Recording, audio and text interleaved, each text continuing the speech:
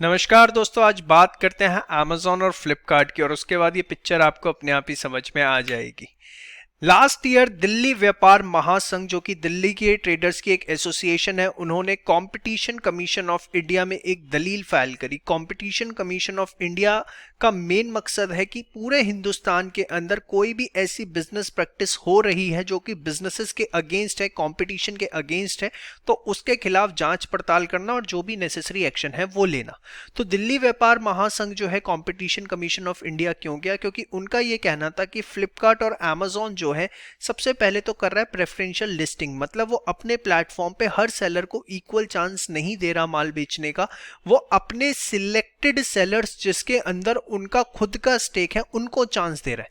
जैसे Amazon पे अगर कभी आपने परचेज करते हुए ध्यान दिया हो तो वहां पर मैक्सिमम प्रोडक्ट्स आप देखेंगे क्लाउड टेल से डिलीवर होते हैं।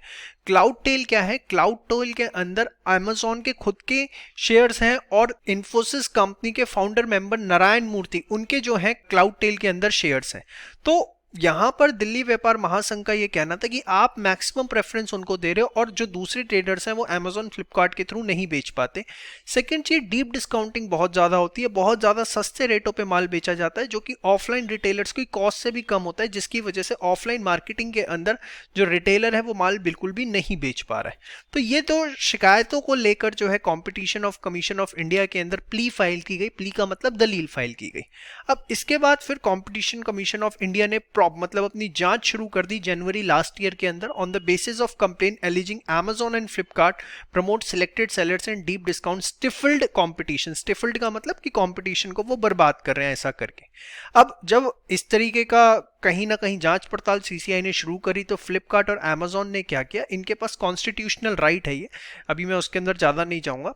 इन्होंने सीसीआई की इस जांच को चैलेंज कर दिया हाई कोर्ट में। और क्योंकि फ्लिपकार्ट और Amazon के जो हेडक्वार्टर्स हैं वो बेंगलुरु के अंदर हैं, तो उनकी हाई कोर्ट लग रही थी कर्नाटका हाई कोर्ट, वहां पर उन्होंने इसे चैलेंज कर दिया।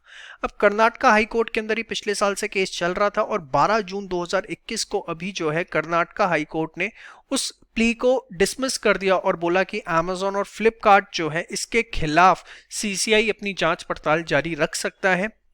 ऐसा उनके पास कोई भी ग्राउंड नहीं है कि ये जांच को कैंसिल किया जाए। और अब इसके बाद जो है कंपटीशन कमीशन ऑफ इंडिया बहुत तेजी से एडिशनल ऑफिसर्स को अपॉइंट करके इस जांच को और तेज करने वाला है।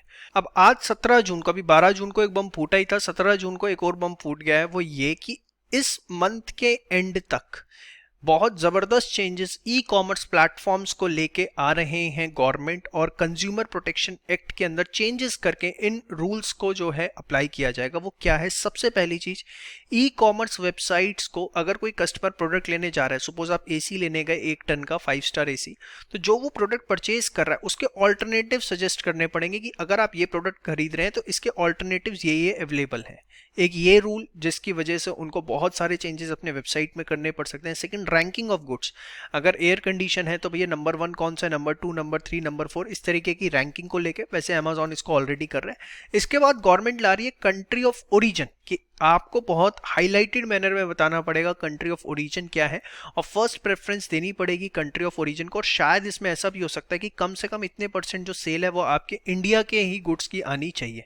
और इस तरह के जो रूल्स हैं इनको लेके ड्राफ्ट प्रिपेयर हो चुका है और इस मंथ के एंड तक इसको फाइनलाइज करके इंप्लीमेंट किया जा सकता है। तो अगर ऐसा होता है तो दोहरी मार, एक तो सबसे पहले जो उनकी प्लानिंग थी, अगर आपने देखा हो Amazon के अपने ब्रांड जो है लॉन्च कर दिया है Amazon बेसिक्स करके, और वो अपने प्रोडक्ट्स को ज्यादा प्रमोशन देता है, उस पर कहीं ना कहीं एक बहुत बड़ा डेंट लगेगा और इनकी प्रॉफिटेबिलिटी जो है और लंबे समय तक खिसक सकते हैं, क्योंकि सारी कंपनीज अभी लॉसेस के अंदर चल रही हैं, किसी के भी अभी प्रॉफिट्स नहीं आने शुरू हुए हैं एज सच। तो इनको एक बहुत बड़ा डेंट यहाँ पे लग सकता है। और सेकंड, अगर ऐसा आता है तो कहीं ना कहीं, जैसे आपको मैं बताऊं, फ्लिपकार्ट है, ये यूएस की वॉलमार्ट की बैक्ड है, 77% शेयर्स उसके हैं।